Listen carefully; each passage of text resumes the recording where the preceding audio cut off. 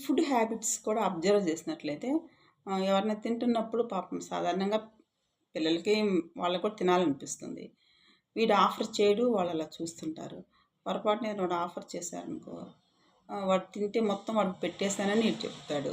వీడేమన్నా అడిగాడనుకో, పెట్టి వాడు అన్నీ నన్ను అడుగుతూ ఉన్నాడని వీడు చెప్తారు. వాళ్ళు నిజం చెప్పరు చాలా సందర్భాల్లో. సో, అలాంటప్పుడు మీరేం చేయాలంటే, అవకాశం ఉంటే ఒకటి ఆఫర్ చేయరా అని మీరు ఇంటి దగ్గరే చెప్పాలి. ఓకే.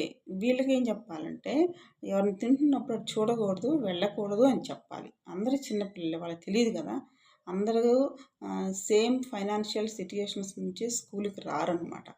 సో, కొంచెం థర్డ్, ఫోర్త్, ఫిఫ్తోళ్ళైతే వాళ్ళు ఎవరిని ఏమీ అడగరు.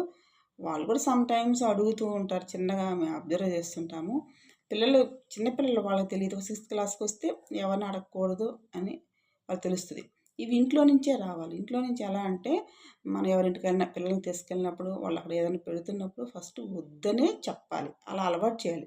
తర్వాత చిన్నగా తీసుకుంటారు. ఓ దాని మీదకెళ్ళిపోవటము ఫుడ్ మీదకి అలాంటివన్నీ చేస్తుంటే మీరు కొంచెం వార్నింగ్ ఇచ్చి చిన్నగా ఇంట్లోనే అలవాటు చేసుకోవాలి. ఎవరైనా ఫుడ్ తినేటప్పుడు మనము అలా చూడకూడదు, అలా తీసుకోకూడదు అని చెప్పాలి. ఓకే.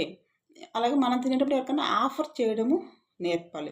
ఇలా చిన్న చిన్నవి చెప్పినప్పుడు వాళ్ళకి ఎలా బిహేవ్ చేయాలి ఔట్ సైడ్ గానీ, వేరే వాళ్ళు తింటున్నప్పుడు అనేది తెలుస్తదనమాట. వాళ్ళక్కడ ఎవరైనా తింటుంటే అడిగారని మనం వాళ్ళని కోపపడి, వాళ్ళని కొట్టి అలా చేయకూడదు. వాళ్ళకి తెలీదు. వాళ్ళు పెద్దయ్యే కొంది అడగరు గదా! చిన్నప్పుడు అవన్నీ ఇంట్లో నుంచే రావాలి.